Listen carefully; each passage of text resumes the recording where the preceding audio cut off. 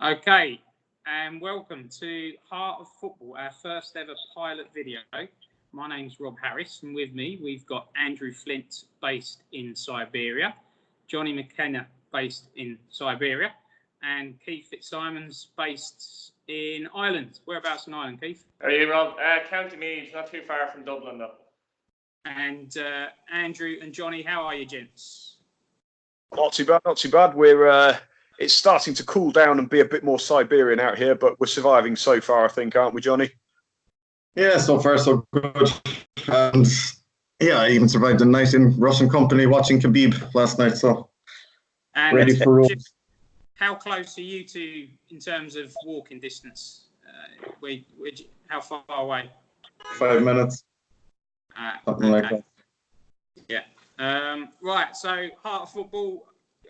Well, here we go. I've chosen the topic today, has football lost its soul? And I just wanted us to chew the fat, give our own take on it, and give a different angle each, and then we can discuss that. My angle is I'm going to bring up the Bury situation, which the recent unfortunate Bury and the Bolton Wanderers situation as my examples. Personally, I feel football has lost its soul at the very top. I still see at the grassroots level a case that football's very much alive and kicking, but at the top, I feel like there is a detachment from football, their clubs and their supporters now. When football began, it began as sort of workers. I'll give you Arsenal as an example. Arsenal was formed by workers that used to supply manufacturers to the armed forces. There was many communities establishing football teams. This was prevalent, and then it changed. We had a shift, and then you'd have a rich local businessman take over. Then football in the 80s went onto the stock market, and we had PLCs, and now we've gone onto another level. We've got oligarchs and billionaires taking over, and I feel like there's been a definite shift, and it continues to. The average football man gets further and further away from the club. There's so many things that have happened over the last few years that probably upset me. Is there too much football, too much European football, too much international football, the corruption in FIFA? I could go on and on and on. Cardiff City changed their colours to red a few years back to appeal to an Asian market. West Ham sold out in the end, went to a stadium that wasn't even a football stadium, and that was a real soulful football club with an intimidating ground. That was never a consideration for their supporters. That was all about getting more money through the gates. Even Arsenal, again, to use them as an example, their fans have been up in arms with their owner. Their owner, Stan Kroenke, doesn't even attend games, which is a million miles away from Arsenal's original beginnings as a community club. And then that leads me on to really what's happened with Bury. And I just wonder, could this have been avoided? Could there have been fit and proper tests done? Could football as a whole helped out in any way? Is there a responsibility? Because it's not just a football club we lose a community. We lose something more than a football club. And I feel like football is becoming less and less about the working man and more about a global corporation. And that's why I want to put that out there, and for you three to come back and see what you think about what I've said. Andrew, would you like to go first? Yeah, well, Rob, I think you've summed up a lot of the main things that people need to bear in mind. There is such a range of football that this has affected over time.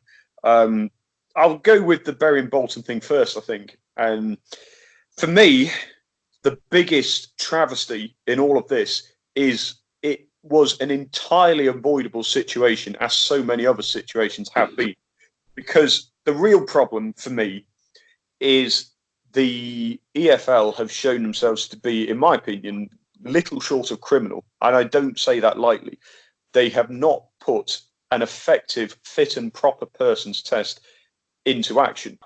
Allowing somebody, Steve Dale, openly said on an interview that was filmed and broadcast across all of social media, he didn't even know that Bury had a football team in the town. Now, that's on a basic level. That's before we get into his record. of apparently being involved in 42 companies that have been liquidated in the past. On a financial business sense, no way should he have been allowed anywhere near a football club.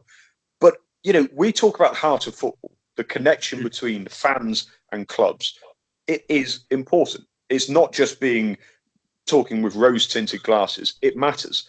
So I think the main thing that should happen from here, the start of reclaiming, if you like, that connection, should be a far, far stricter governance of who is allowed to govern a football club. And secondly, the structure should be imposed that there should be fan representation on the boards of all English Football League clubs. That's how I would start.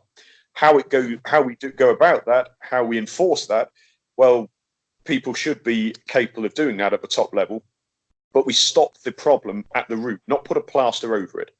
So we start with that, I think. Yeah. Okay, I get that. But we stop we go to the root of the problem, the heart of the problem. I get that. Could or should the Premier League and the big boys have done more to help? I'm going to put that to Johnny. Well, they could have done more to help. Should they? I'm not so sure. If you're talking about finance and handouts, I would say no, because like Andrew says, that's putting a plaster on the problem. You can't just buy your way out of a problem. Every time one occurs, you have to, get to the root and solve it. What I think the Premier League clubs could do, perhaps, I mean, we've already got feeder club systems for loan players and stuff like this. Why not share knowledge, share expertise? At the top of the scale, you've obviously got some very successful businesses, clubs. They all know what they're doing, and there's never going to be this problem with a big club. So why not loan some of this expertise to the smaller clubs? Seminars, your chief exec goes down to Bury for a month, just, show them the ropes, let them know how the big boys do it so the little boys can perhaps follow suit. Okay. But yes, I certainly wouldn't be throwing money at the problem. I think it's, like most problems in today's world, education is the key. Absolutely, that makes sense. So, Keith, I kind of agree with what Johnny just said, but then I suppose to play devil's advocate, if we're saying about sharing resources, we're saying about bigger clubs sharing their expertise as well. What's in it for the big clubs? Is it really even a concern of theirs? Do you think that a club like Bury goes to the wall? Do we need to be bothered by something like this? We need to be bothered, yeah, but I don't think it's a concern for the bigger clubs and the Premier League clubs. They simply don't care. I think back to Johnny's point, or sorry, Andrew's point slightly. The EFL, like they have a big, lot to kind of answer for here. To be fair, like the Premier League clubs, what can they do? The Premier League, what can they do? Like, it's not an awful lot they can do about it, If you're a Brighton or you're a Burnley, if you're in the Premier League, you're fine as well.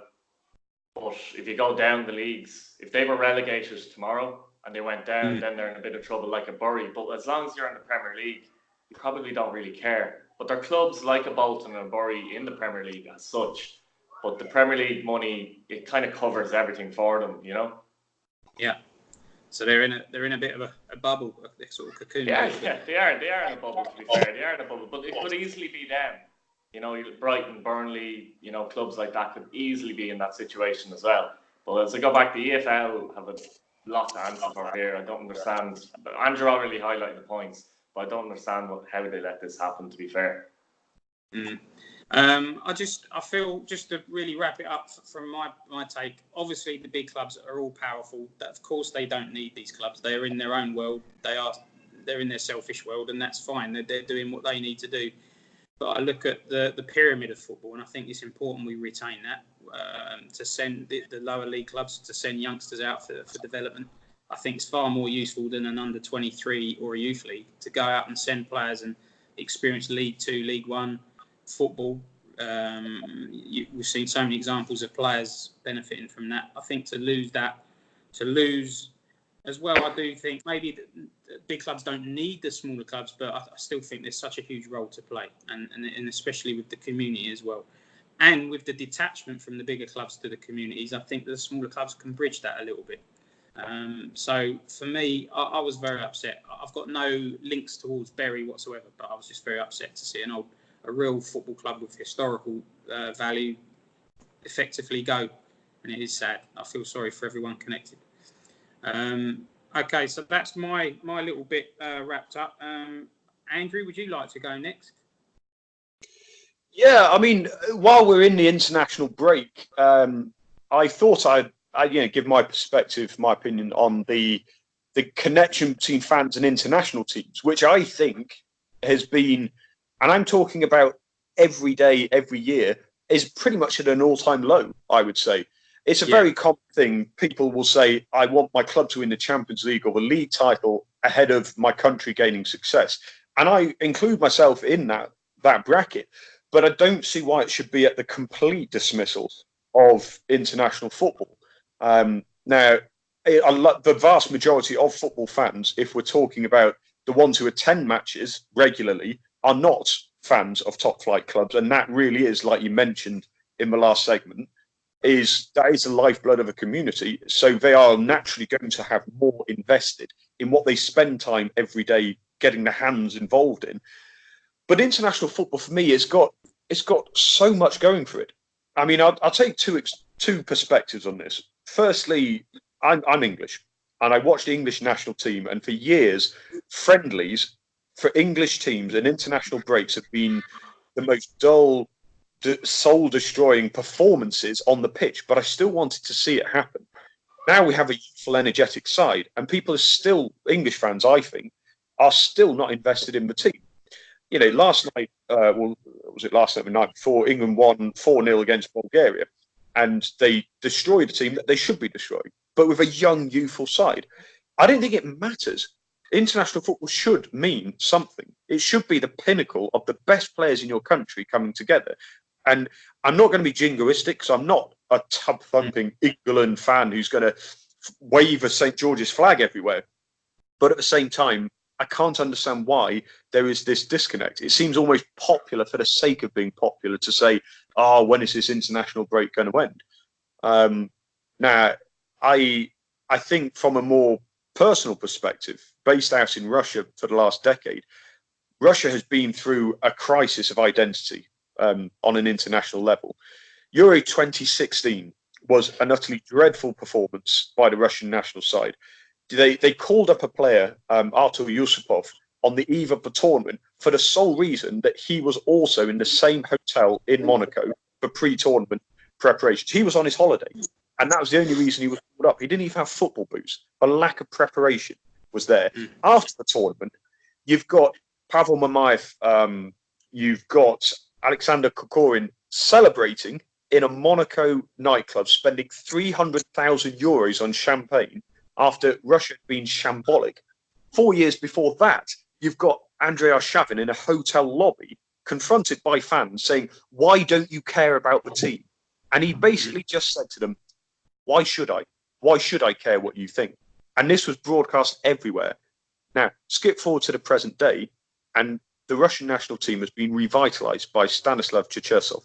He's got a good young team coming together. There's a fantastic sense of youth development in the country, and there's a renewed appreciation of the national team again. Andrew, so, is that from the World Cup? Is that a knock-on effect from the World Cup? Yeah, 100%. 100%. I was on the street in every host city during the World Cup, and there's been a boost in pride in the Russian national team. And it's just so uplifting.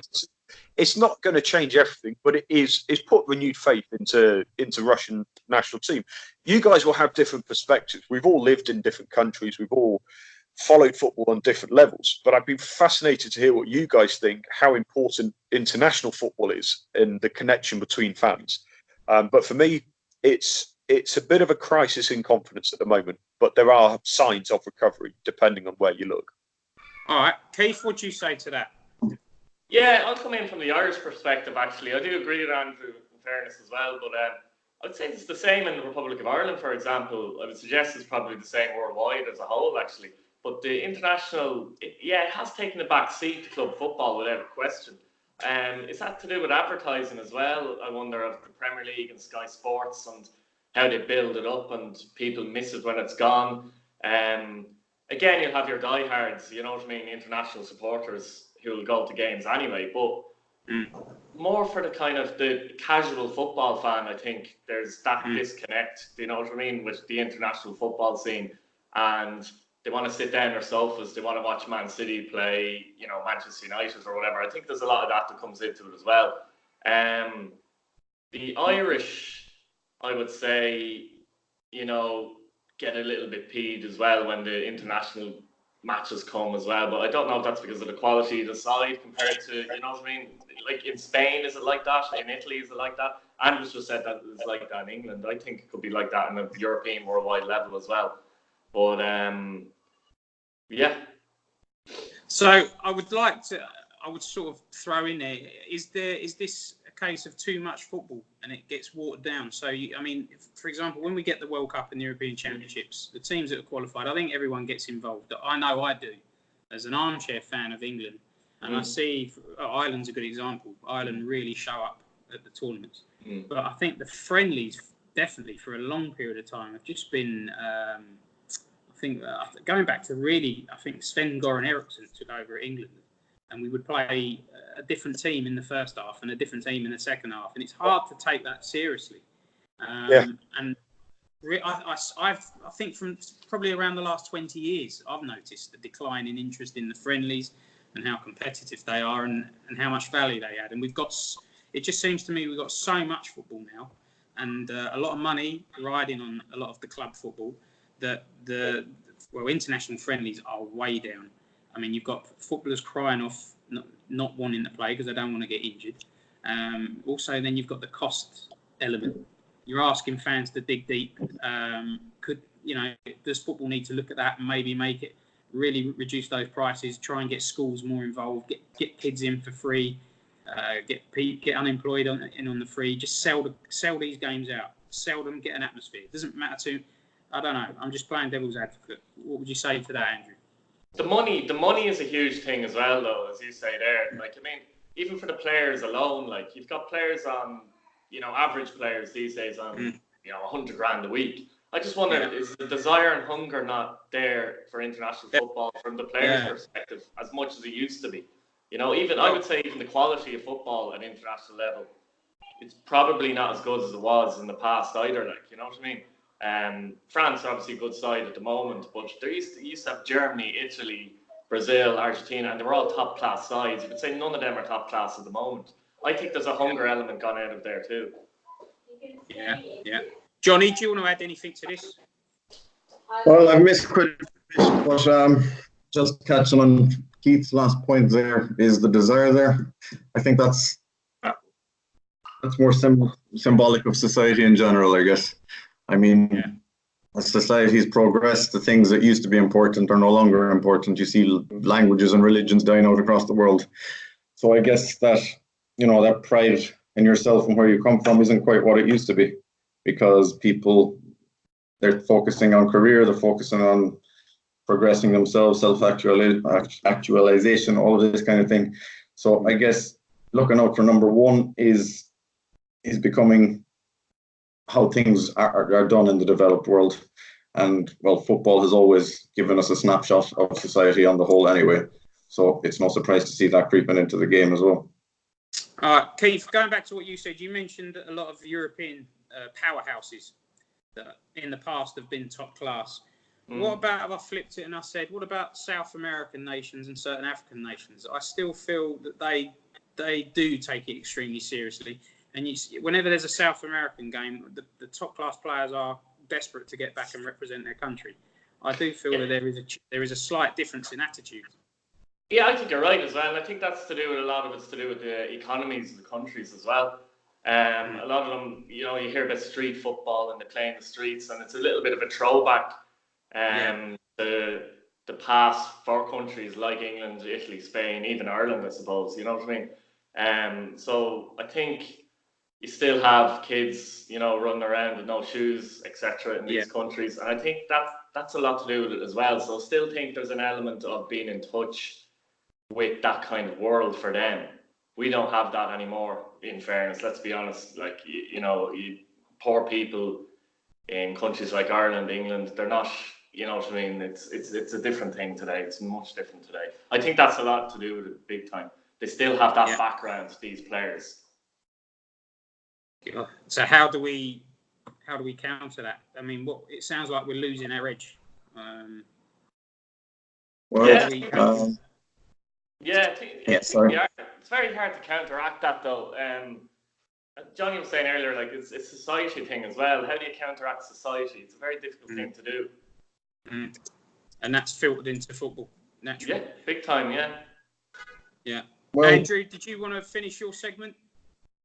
Well, yeah, I think one thing I would say, and I can't believe I'm saying this, but I actually want to stand up for UEFA for a moment. Most of what they do is, not exactly with the game's interests in mind, but the UEFA Nations League, I think, is about the best thing they've ever done. Now, a lot of people get confused by it, but one of the things we mentioned here is the friendlies, the lack of hunger for the friendlies.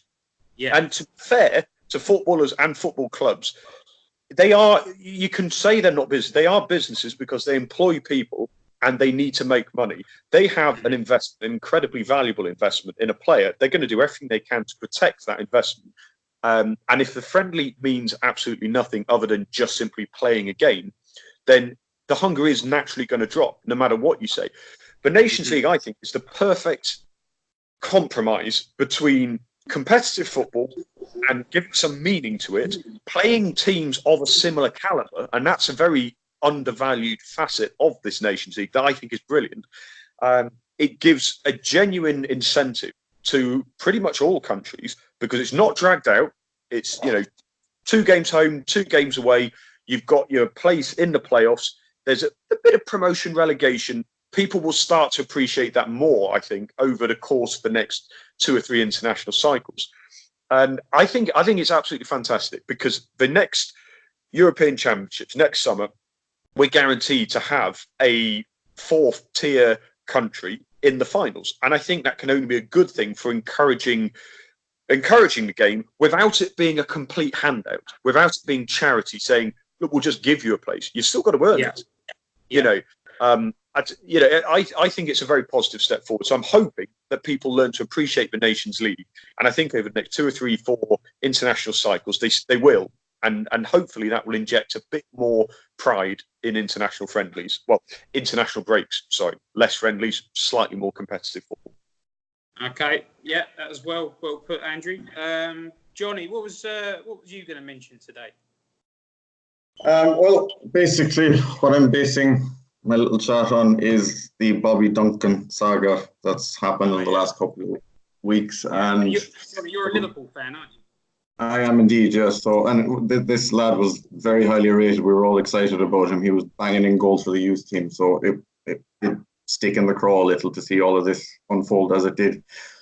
But I guess to begin with, you have to look at the man behind it, this Saif Ruby. Forgive me if I'm mispronouncing his name.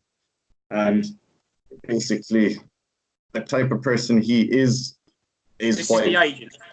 Yes, the agent. This is, well, the type of person he is why football agents in general are seen as, lizards, gutter snipes, bottom feeders kind of thing. I mean, this guy, he's got 20 years experience, if you look at his Twitter profile, in asset management. But it's all about money. There's no actual connect. He's not worried about his client or his individual. I mean, even the names of his business don't fit with each other. He's got Future Generation Sports and his other company's Luxury Sports Business. So, the two of those things, they can't work hand in hand together. You can't want the best for the future while also trying to line your pockets. I mean, he's involved in nightclubs, production companies. He's a businessman who's found his way into the football world to make money, and that's basically the problem. I mean, some of the quotes from him, I'm homophobic in the same way I'm arachnophobic. I don't mind gays and spiders, but I don't want to see either in my bathtub. This fella is he's not a good individual. And that's basically the problem, that individuals like him have found their way into the game. And I think the reason for that is basically between FIFA and the various FAs across the world, there's a loophole there for these guys to find their way in. The FIFA regulations for agents and licensing focuses since 2018 only on the financial transaction, not actually on the individual. they leave it to the respective FAs to, what's the word, mirror and monitor, the guys who are actually football agents. So, yeah, there's a bit of a disconnect between FIFA and the other football organizations. And what else did I want to say? Well, basically, yeah, that's about it. What we need to do is regulate the people, not regulate the transaction. It links to Steve Dale. I mean, Bury wouldn't have had a problem if Steve Dale wasn't the man at the helm. Bobby Duncan wouldn't have had this problem if Saif Ruby was not the man at the helm. And footballers, I know this is a generalization, but they're often not the brightest. They're impressionable young fellows who have a lot of money thrown at them from a young age. So easily led, I would say. And if you're going to have easily led individuals, you need the proper individuals leading them, and that's not been done so far, I think. Yeah, I couldn't help but thinking, what's the role of the family in all of that? I mean, surely they should have been intervening, but maybe that's my naivety in trying to understand this. But I can't believe this switch to Fiorentina's in the best interest of the players' development. Well, I had this thought myself. I mean, thinking he's a human. He must know that this isn't right. He can make his own decisions. But I started thinking of my own family then. I mean, my dad is, older generation, of course. He would bow to the expertise of the guy who seems to know who he's talking about, When people are uncomfortable and unsure in what they're doing, they'll listen to the guy who talks a good game, which is what all of these agents can do. But basically, and this is Stephen Gerrard's cousin, isn't it? Yes, he is. Yeah, this makes it even more hard to take, really. Yeah. My question to you, I guess I'll point at Andrew first. Can we regulate these individuals? Should we regulate these individuals? I think regulation has got to happen, just like you mentioned with the owners as well. You mentioned about this guy's background, and you can say it's hard to know the full story, but everything he is broadcasting is about himself. He's tried to put himself at the forefront of it. Liverpool dealt with Bobby Duncan's former agents for this move to Fiorentina, and I think that speaks volumes. There he is. He's there. I'm looking at his Instagram profile right now of Saif Ruby, and it's him claiming credit for the transfer. What on earth are you claiming credit for? That's doing the bare minimum of your job, and that's if it's in the player's best interest. I actually think it's not a bad move for Bobby Duncan, because clearly he wasn't going to get opportunities at Liverpool in the short term. I think Liverpool probably had his advice being given slightly more sagely, would have liked to have kept on to him to see if he could have developed character-wise as well as on the pitch. But this Saif Ruby fella, he's just he's everything that's wrong with football agents, because there will be agents out there, and I know one or two out in Russia, for example, who do have the best interests of the player at heart. Not all agents are in it entirely for the money, but there are too many who are in it just for the money. I think there should be a very strict licensing to enter this sort of work, because we're not just talking like Johnny alluded to. We're not just talking about businesses. We're not just talking about financial transactions. We're talking about the welfare of a player. An 18-year-old can be easily misled. You'd like to think the family would take a stronger role in it, but you can be easily swayed. If an agent comes along and says, look, I've got experience dealing with these people, I'll get your boy a good deal that will look after his future, you can get misled. And this is where football associations, I think, need to be far, far stronger in licensing. And it should be done through the associations, and associations should be monitored by FIFA over this. They will probably turn around and say, well, we do. Well, if this is the system that you are licensing agents over, it needs to be stricter. It's as simple as that. How you license it, well, I think you've got to look at more than just your business experience, because it's a personal thing too. We're talking about, at the end of this, human beings. Some of these are fans who have grown up. They've got an opportunity in the game and they're being exploited. And that is far more important than any business transaction. So the licensing has got to be stricter. That's where we've got to start. And from there, hopefully, we will see younger players better advised. Thanks, Andrew. Keith, can you add anything to that? Yeah, it's just, I think it's there's an element of everything's happened too quickly as well in football. The wages players are on does not help the scenario either, and the big transfer fees that go on in general, like, you know, so it's given an opportunity for agents to come in and make serious money very quickly, and that's been a serious problem and has been for a while. It's probably going to continue. Like, even if you regulators, that's still there. They don't. Do they care about young players? Do they care about 17, 18, 19-year-olds? I doubt it very much. At the end of the day, these are people. You know, could you imagine being an 18-year-old and getting offered huge contracts, huge money? It'd be very tough to handle that side of it too. Yeah, absolutely. Okay. Johnny, did you want to say anything else?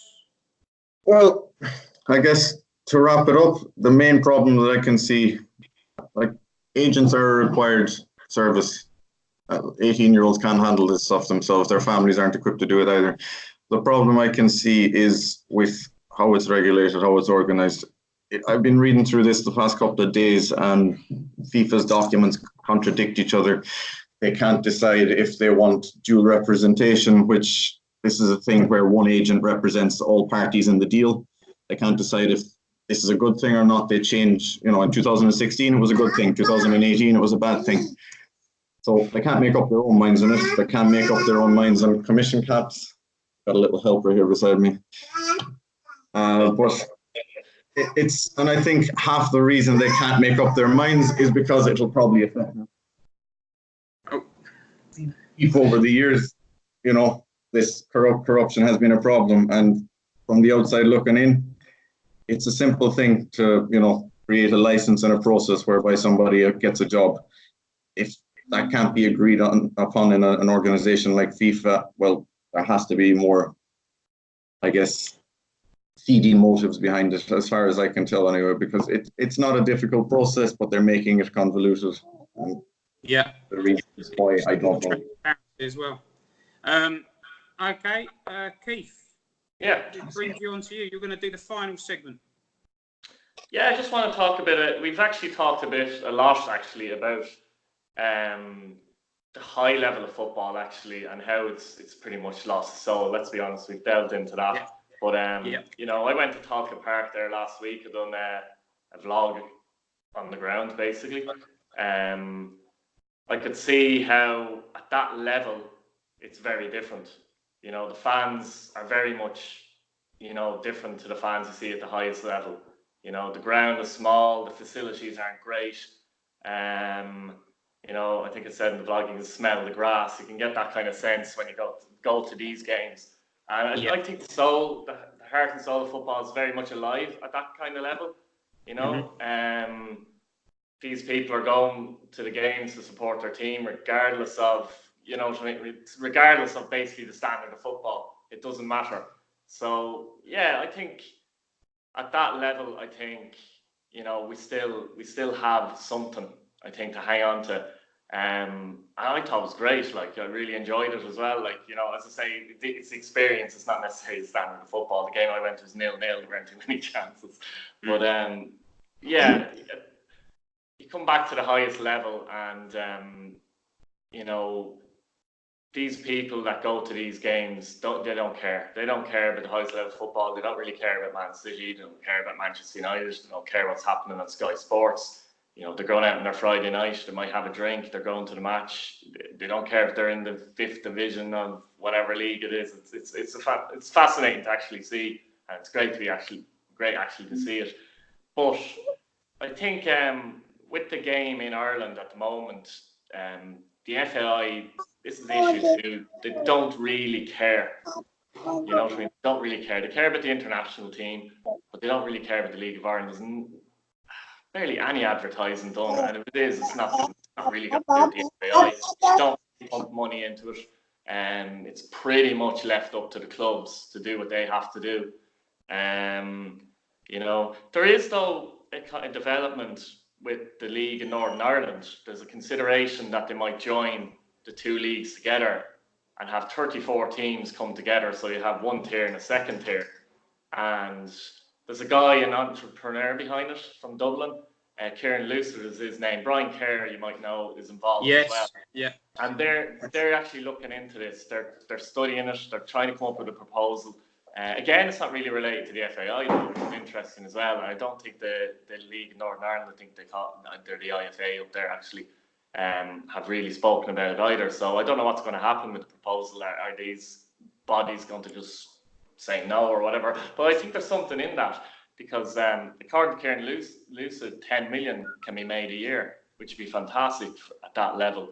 I think it would bring the standard up as well, because you have some big clubs in the north, and then if you get the bigger clubs in the south coming together, the standards will lift in the first division, you know what I mean, the Premier Division basically. You might get more fans into games as well, but there's no advertising done. I mean, kids have no appetite to go to these games in general, like, you know what I mean. You'll obviously have some, but so as a whole, are the FAI, are they losing your young kids, that young generation? Are you losing them from Irish football or football in general? Yeah, I'd say, yeah, that's a good point actually. I would say no, you're losing them from Irish football mostly. Like, you know what I mean, the under 21s there the other day played, a lot of good players on them. I think only 2 are based in Ireland that were in the squad, for example. Are they losing football in general? Well, did they ever have it? That's the point I would make. Like, you know what I mean? You know, with the GA, you know, Gaelic football, hurling, rugby, small country. I wouldn't say they're losing it because they never kind of had it, if you understand my point. Yeah. But you know, in terms of the players and that, they're generally developed in England. You know, they go over at 15, the best ones, remember, and they're developed in England generally, or maybe sometimes at Celtic as well. Yeah. Scotland. So that is their natural pathway. Yeah, pretty much. It is a natural pathway. It's rare, and we do see examples, but it's more rare that you come through the Irish League and get an international call up. They often have to wait till it's bizarre, because sometimes there's examples of players that they move to England, a month later they're getting an international call up. You know, It's just were they not good enough a month ago? Like, why are they suddenly good enough a month later? You know what I mean? So it's bizarre. You know, that side of it is bizarre as well. It's like managers, they're almost afraid to pick them because, you know what I mean, they're not sure. Can they not judge the player based on the player? Does he have to get that transfer to England? You know, it's a bit ridiculous actually. But anyway. So, all right, Keith, do you have a question for any of the guys, or do you just want us to discuss that ourselves? Well, I just wanted to discuss. Yeah, I wanted to discuss that yourselves, basically. Yeah.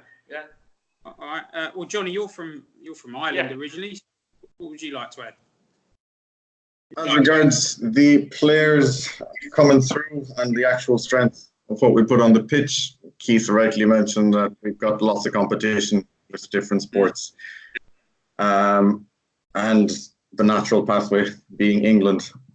What has changed a little bit in the last few years is the Irish clubs are standing up for themselves a little bit more, trying to get a bit more money for the deals and, you know, building their clubs through the sale of players as it should be done. Heard some comment from Gary Neville the other day. I can't remember who he was talking to, but basically he was alluding to the fact he's with Salford, as we all know. And he was alluding to the fact that he came over to little old Ireland to try and pick up a couple of handy players for 20, 30 grand. And the clubs are now demanding 300, 400, 500k. So it's not like it used to be in terms of, you know, losing our players immediately. So I think there are signs that that's improving. And well, as regards the connect between the league itself and the fans, again, for me, that's just evidence of society. I mean, when you don't have money and things like this to worry about, tradition becomes very much more important, and things like sport become an escape from a very difficult work week or whatever it might be. So lower down the scale, that will be the case. I mean, I was Johnny, you live abroad, but obviously you follow English football and you follow other Irish sports. Do you follow Irish football? Do you have any idea what's going on? Loosely, but yeah, I do like to keep an eye on the league and which players are, you know, doing well and doing not so well and whatnot. But yeah, I do try and keep an eye on it, but I wouldn't say I'm a fan of the Irish League. No, I wouldn't be a supporter. Can I jump in yes, quickly there? If you don't mind, can I jump in quickly there? Now, just to say that, you know, the problem is as well, when you're a young kid in Ireland, you're basically, Johnny will know this well, you're given a Premiership team, aren't you, pretty much, like, and you grow up supporting a Premiership team. So that's a huge thing as well. It's like, the GA thing is more where you're from, so that's inbuilt in you. And a lot of kids will end up supporting. Johnny's from Kerry, I'm from Meath. You know, wherever you're from, they will support, and they're passionate about that county where they're from in the GA. But with the soccer, you're from an early age, you're supporting Liverpool, you're supporting Man United, you're supporting whoever you're supporting. You know what I mean? It's all around you. Your father, your cousins. It's not so much. You barely hear the Irish League, you know what I mean? So already you're destined for that, and you know you're almost, the kids aren't on a path where they can actually go and follow League of Ireland team. If they go to games, it's to GA games, and they'll watch Premiership soccer and they'll support Premiership teams, but they'll go to see, you know, GA games, you know, that's the highest level, county level. There's club level as well, by the way, and it's all very localized as well. Like, you know, every town has a GA club as well. Not every town has a League of Ireland club. You know, like the county I'm in, Meath, there's no League of Ireland club. There's plenty of clubs around Dublin. There's one in Drogheda, which is in County Louth. It's on the Meath border, but it's in County Louth. But there's plenty of examples in Ireland where they don't have a League of Ireland team. I think something like 60% of the clubs in the League of Ireland are from Dublin, or very, very close to Dublin. So there's a lot of that to consider as well, and it just makes it very difficult for the league to actually to run. And Johnny's point was right there. Clubs are getting more money for the players now, but it's also in a world where the transfers of players at the highest level have gone up as well. So there was also going to be a natural rise, I think, there too. So is it enough? I don't think it's enough either for some clubs, like, to be losing their top talents for 500k or 400k or whatever. I know there's add-ons and internet and all that kind of thing as well, but I still think they could get more. All right, Andrew, do you want to add anything? Well, it's fascinating to hear what you boys say, Johnny and Keith, from your perspective about the range of sports in Ireland competing. Well, it sounds like not even competing. They are dominant and have been for some time. But I think for me, as an outsider, one thing that stood out for me over the last God knows how many years is this figure, John Delaney. Johnny, you've told me in the past he had apparently one of the highest salaries of a National Association's chief executive. And what I've read this year, when he stood down officially, he was still being paid something like €300,000 a year, when the prize money for the League of Ireland is only €470,000. I mean, that for me is a major part of the problem. I'm not saying it will solve everything. I don't know. You guys may have of course, you'll have a far more informed opinion on Mr. Delaney than I would, but that just seems to be sending the wrong message right from the top. Now, from the bottom, I'm pleased. I mean, Keith, your blog from Talk Apart was a fantastic insight into going to Irish games and seeing the support. And I'm pleased to see at least what seems like an increase in attendances at some level. That's positive. But I think if it's backed up with proper governance, then surely there's potential for Irish football. It may never compete with GAA, but it doesn't necessarily have to, in a sense, if it can get a bit stronger. We've seen Irish teams competing in Europe recently. You know, that's something I want to see more of. But if they sort out the discrepancy between salaries for what it doesn't look like the FAI have performed as well as they should have if they're paying these salaries, when the prize money could be more invested into the clubs. And you never know. We may see an improvement possibly. Okay, guys, I want to wrap this up. I just want to leave this with a question then, very briefly. Andrew, in your opinion, has football lost its soul? I would say it's misplaced it. I don't think it's gone. I think it's there. And if people look hard enough, they will find it. Johnny? No, it has not. Yeah, sorry for the long pause. I'm just trying to think of how to word it. But basically, at the top of the scale, yes, it has, because that's big business. But football is still football. Keith saw the Talca Park the other night. You know, there's small grounds all over the world where you've got the little old lady that lives next to the stadium making tea. You've got, you know, the manager's wife washing the jerseys and stuff like this. That exists all over the world. Football still has a heart. We just don't see it on television anymore. We don't see it in the public eye. Very good. Keith? Yeah, very good answers in fairness with the two lads there, and I agree wholeheartedly. It's business at the high level, but at the low level, it's still there, basically. The heart is still there. Yeah, and just to sum it up, I think, you know, myself, I'm based in China. We got two of you in Siberia, and we got you, Keith, in Ireland, and we are having this communication all for love. It's not for money. It's our own time. We're all passionate about football, and we're not unique either. There's plenty of guys and girls all around the world like this. So football it's still alive and kicking lower down the pyramid for sure. And that is why we are sort of embarking on this project, I guess, because we genuinely believe that there's merit and it's something worth pursuing. Andrew, do you want to summarise any more words, future shows or anything to do with Heart Football, the concept, anything you want to add? Well, I think you've made probably the best point of all there, Rob. The fact that we are here doing this proves that there is a Heart Football there to be found. I would just encourage, if anybody is watching this, whether you're a founding member or if you've just joined in, this is what we are. This is what we do. We are laying a platform for anybody who has a passion, has something to tell. If you can tell it, tell it. If you want us to help you tell it, we can do that too. It can be video, it can be audio, it can be written. There is literally endless possibilities. That's the beauty of football, and that's what we are going to get to the bottom of. But you can help us. You can be a part of that. So don't be shy.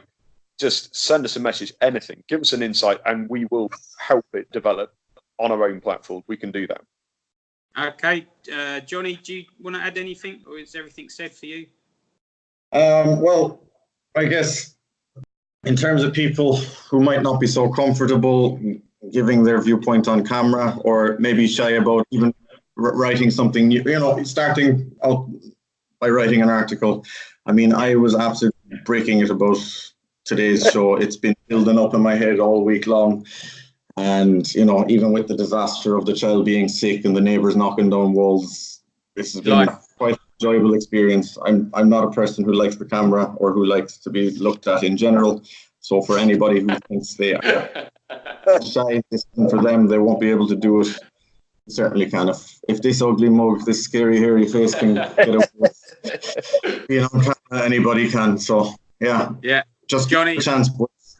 Just big well done for you as well. 48 minutes without swearing. You've done brilliant. Good point. I'm proud of you, Johnny. Those minutes on camera. You wait, when we stop recording, Johnny's going to have to let some stuff out, I tell you. Keith, do you want to anything you want to add? Yeah, I would say the more you do anything, the better you become as well. So I would say that to anybody watching and who's kind of, I'd say there's a lot of people in the fringes who want to get involved, but in a sense don't know how. But as Andrew said before, do anything, write an article. It doesn't have to be an article. It can be a few little pieces, and get comfortable. You know, even go on the camera like at home and almost practice yourself, like, you know, that kind of way. Give that a go and see what happens. You're right. Listen, us four, we're not experts. We've not got any. Far from it. Andrew, but us three haven't got any media training or college.